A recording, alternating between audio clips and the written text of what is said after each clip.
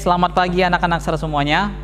Ya, kita ketemu lagi di pertemuan yang kedua ini, Nak. Dan ini adalah yang pertama di kelas 9 ini kita berjumpa. Meskipun secara online, tapi saya yakin dan percaya kalian tetap antusias untuk mengikuti pembelajaran hari ini, Nak. Nah, anak-anakku semuanya, saya berterima kasih buat kalian yang sudah mengumpulkan tugas yang saya berikan di minggu lalu, ya, video presentasinya. Sudah lihat video-video kalian, ya, ada yang sudah cukup baik dan ada juga yang masih kurang enak.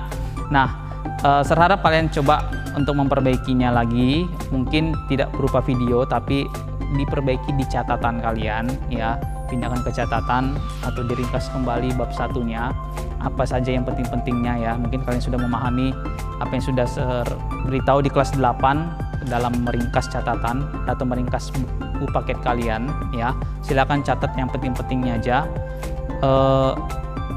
Video yang kemarin terlihat ada beberapa anak yang hanya mempresentasikan cuman penggalan dari peta kompetensinya, ya, Nak. Nah, bukan itu yang saya suruh kemarin, Nak, tapi dipresentasikan secara singkat, ya. Artinya setiap bab atau setiap subbabnya di sini, ya, ini kalian presentasikan menurut apa yang kalian tahu, ya. Ini mudah, Nak, hanya 2 menit videonya, ya. Dan kalian yang sudah mempresentasikan ini, ya, ada yang sudah cukup baik, cuman kurangnya di mana? Kurangnya dia tidak seperti yang saya bilang. Dalam mempresentasikan itu kan saya bilang harus menggunakan bahasa sendiri, tapi yang digunakannya adalah bahasa dari artikel yang dia cari atau dari buku, ya, Nak. Nah, itu nanti bisa diperbaiki. Silakan kalian ringkas, ya, tugas kalian selama 1 minggu ini. Kalian ringkas catatan kalian dengan baik, dengan lengkap. Bukan saya suruh catat semuanya, tapi yang penting-pentingnya saja, ya. Lalu nanti minggu depan kita akan latihan tugas yang akan saya berikan kepada kalian, ya, Nak.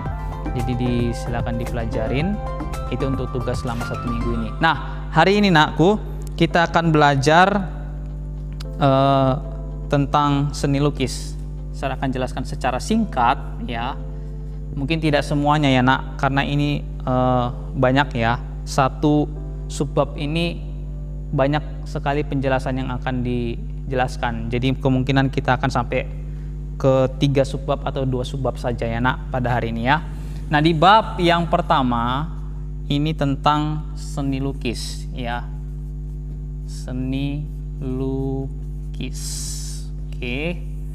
Nah, seni lukis. Menurut kalian seni lukis itu bagaimana, ya? Ada di video kalian yang mengatakan seni lukis merupakan salah satu cabang utama, ya, dari kesenian atau seni dalam seni rupa atau seni menggambar, ya.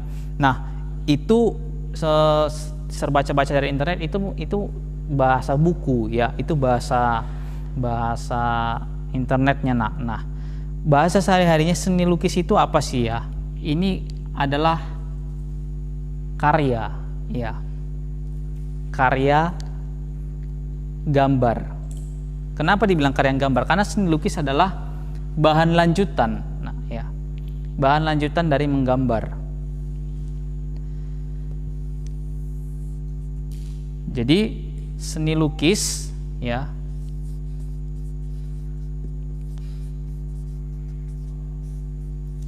ini karya.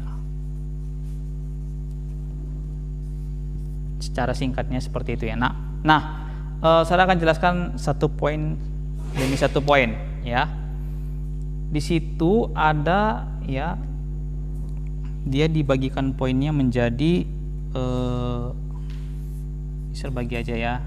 Kalian bisa lihat, perhatikan di blognya Sir atau di website atau di link yang Sir bagikan di grup kemarin di peta konsepnya itu, ya. Ada dia mendefinisikan pengertian seni lukis, ya. Definisi seni lukis, ya. Oke.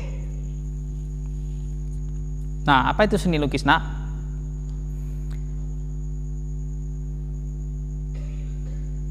Di buku kalian ya, definisi seni lukis ini kalau kita perhatikan, coba diperhatikan, Nak, ya, di yang pertama itu di seni lukis gaya atau aliran yang bagian A, yang nomor 1.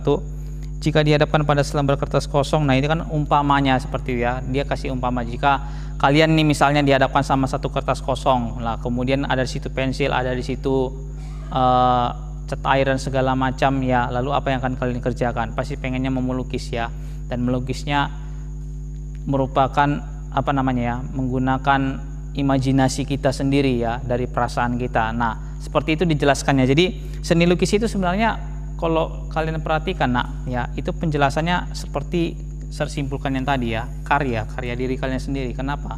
Coba deh kalian baca itu ya. Itu ekspresi diri kalian sendiri ya, menurut pengertian kalian sendiri. Nah, di sini saya mau jelaskan tentang definisi seni lukis yang menurut beberapa ahli ya. Nah, kalau yang dia di A, nah coba diperhatikan yang dia A di buku kalian atau di di apa kalian nggak ada ya materinya ya. Mungkin kalian bisa lihat nih ya, saya kasih tunjuk aja gambarnya langsung di video ini ya, ini gambarnya. Nah, coba kalian lihat, Nah, itu yang A ya, kalian silakan baca ya. Seni lukis adalah sebuah pengembangan dari menggambar, biasanya memiliki keunikan atau ciri khas sendiri ya. Nah, ini definisi seni lukis ini menurut Wikipedia ya. Nah, yang B, melukis adalah kegiatan mengelola medium 2 dimensi atau permukaan datar dari objek 3 dimensi untuk mendapat kesan tertentu dengan melibatkan ekspresi, emosi, dan gagasan pencipta secara penuh. Nah, ini menurut Soedarso.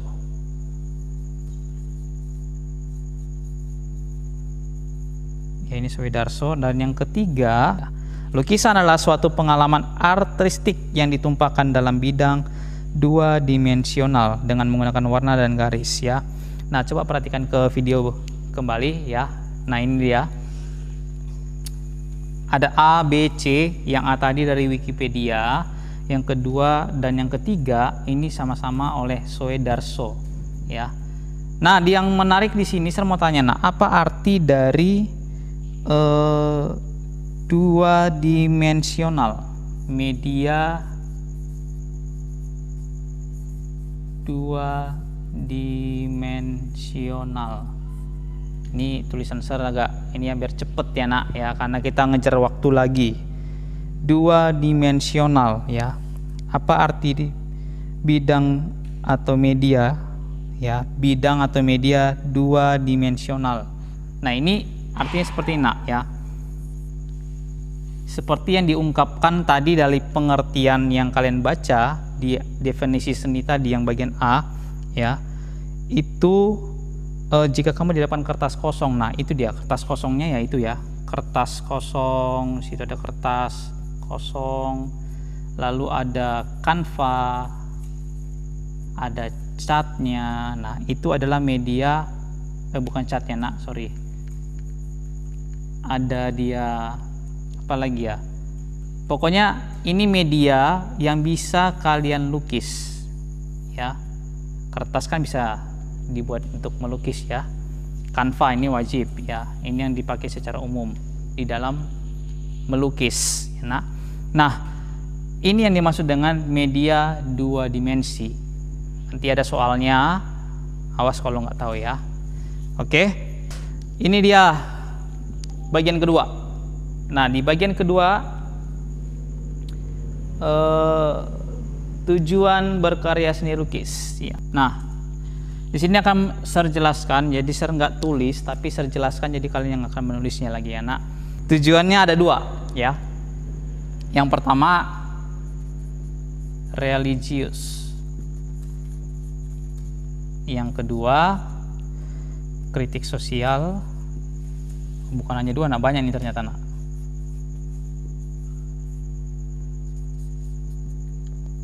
Lalu ada ekspresi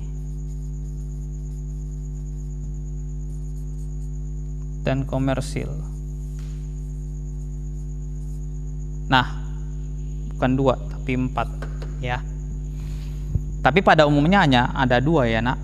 Pada umumnya kalau kalian lihat di artikel Wikipedia itu ada 2 tujuan berkarya seni lukis, karena pada dasarnya ini sudah sangat lama lalu mengalami perkembangan sehingga ada yang namanya ekspresi dan juga komersil ya. Nah, ini yang saya akan jelaskan dari religius ya. Ini biasanya keagamaan ya nak. Ini keagamaan. Jadi pada zaman dulu itu nak ya, lukisan pertama kali digunakan untuk keagamaan ya, atau ritual ya. Nah, kalian bisa coba lihat di gambar ini nih. Saya kasih tunjuk ini gambarnya nih ya. Di gambarnya. Nah, ini gambar lukisan cap tangan Goa Leang-Leang. Nah, ini sejarahnya saya bacakannya nak. Sejarah dari lukisan tangan Goa Leang-Leang ini maksudnya gini nak. Dipercayakan dulu zaman dulu bahwasanya tangan-tangan ini ada yang pertama ya. Yang pertama mau mengatakannya bahwasanya itu arwah-arwah yang sedang sudah dimakamkan, mereka kasih cap tangan di goa tersebut. Nah, sebagai tanda bahwasanya mereka memberikan atau menyerahkan diri mereka kepada Sang Pencipta. Nah, ya yang kedua agak kurang masuk akal ya yang pertama ya, yang namanya zaman dulu ya. Nah, zaman dulu itu mereka mempercayai hal-hal yang seperti itu. Nah, yang kedua ada yang mempercayai bahwasanya lukisan ini orang atau keluarganya yang mati wajib memberikan cap tangan. Nah, ini agak masuk akal dikit ya, bisa aja mungkin peraturan adat istiadat mereka seperti itu. Jadi keluarganya yang meninggal wajib memberikan cap tangan di batu tembok tersebut. Nah, itu dia sejarahnya nak. Nah, di kritik sosial ya, di kritik sosial ini seperti tentang menyinggung pemerintahan gitu ya, tentang ekonomi, tentang politik ya. Misalnya di lukisan berikut ini nih, nah saya kasih tunjuk lagi. Di lukisan ini ada lukisan berburu celeng, lukisan Joko Pekik. Nah, celeng itu kan kalau bahasa Jawanya itu the pik itu ya. Itulah. Kenapa dibuat seperti itu nak? Karena ya ini kita bikin aja lah babi ya. Karena babi itu kan serakah ya. Nah, jadi pelukisnya ini mengumpamakan bahwasanya pemimpin atau politik-politik yang sedang memimpin negara kita ini seperti babi. Nah, itu mau cakap ya, seperti itulah istilahnya. Nah, itu dah lukisannya, kritik sosial ya. Lalu, nah ini masuk ke era yang baru nih, ekspresi ya. Jadi ini dulu zaman dulu. Ini yang sudah sangat lama ya, waktu tengahnya sangat lama dulu lukisan dipakai oleh 2 hal ini ya. Tapi seiring dengan perkembangannya zaman, maka lukisan menjadi lebih berkembang lagi ya. Yang pertama untuk ekspresi. Nah, melukis kebanyakan sekarang pelukis menggambarkan ekspresi mereka ya. Apa yang ada pada jiwa mereka itu dituangkan melalui lukisan ya. Mungkin kalian sudah pahami tentang ini ya. Ekspresi ya, ini curahan hati lah kita bilang ya, curahan hati dari si pelukis. Nah, sedangkan kalau untuk komersil, nah ini lukisannya dengan tujuan untuk mendapatkan nilai keuntungan seperti itu ya nak, mendapatkan nilai keuntungan. Bahkan yang juga lukisan yang mengikuti perkembangan nilai jual pasar ya. Seperti apa misalnya nak, mungkin dia pernah lihat ini ya, orang melukis Mona Lisa. Nah, itu kan lukisan itu kan bahkan dihargain berapa ya, ratusan miliaran lah kalau nggak salah, nggak tahu lah berapa nilai jualnya ya, tapi sangat mahal ya, sangat mahal sekali. Bahkan ini sekarang sampai dimuseumkan di museum yang paling dalam di Inggris ya, nggak sampai dibuat ini ya nak, sampai dibuat penjaganya banyak itu ya, supaya menjaga lukisannya ini supaya tetap terjaga. Nah, kenapa nak? Karena lukisan ini ada sejarahnya gitu. Nah sekarang orang mulai melukis ini lagi kembali ya, mulai melukis ini kembali supaya apa? Supaya mendapatkan keuntungan ya. Bahkan sekarang ini lukisan-lukisan yang hampir mirip seperti ini itu harganya sampai puluhan juta nak. Nah bayangkan ya, itu yang bukan asli tapi yang palsunya puluhan juta. Nah itu dia tujuan berkarya seni lukis ya. Kita masuk ke bagian terakhir nih nak, aliran seni lukis. Oke, kita sampai di sini aja. Nah, aliran seni lukis ini ada terbagi dua nak. Yang pertama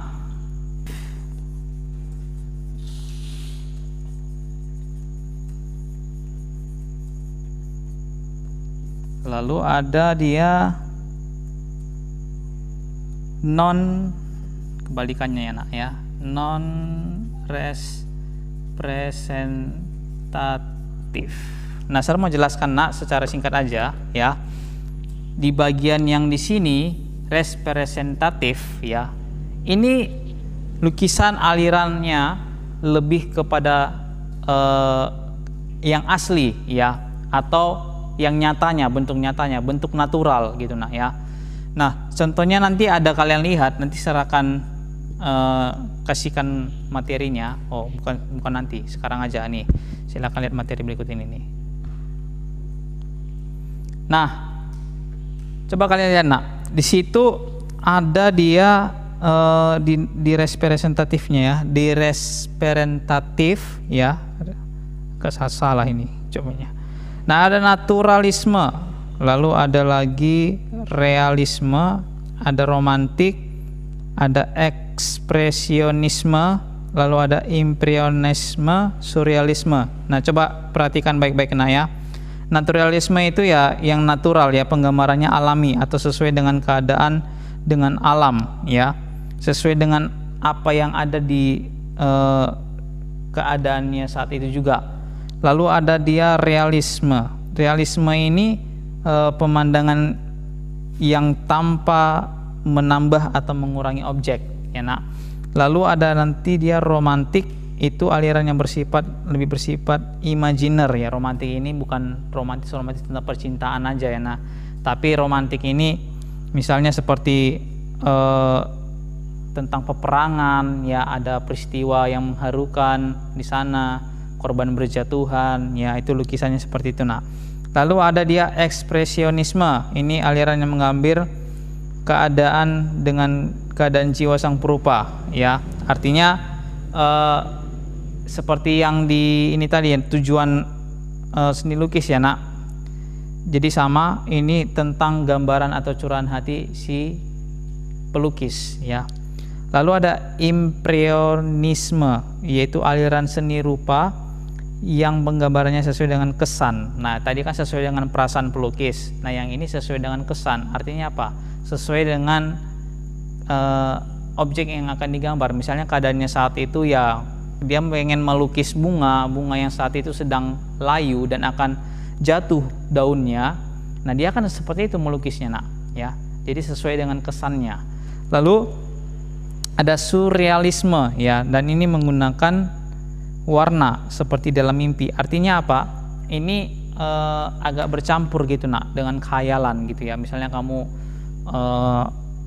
menghayalkan kamu sedang berada di antariska, di luar angkasa. Nah, lalu kamu bisa melukisnya nah ya, sesuai dengan apa yang kamu khayalkan. Nah, itu dia. Sedangkan kalau non representatif ini ya, ini tidak, bentuknya tidak nyata atau abstrak ya.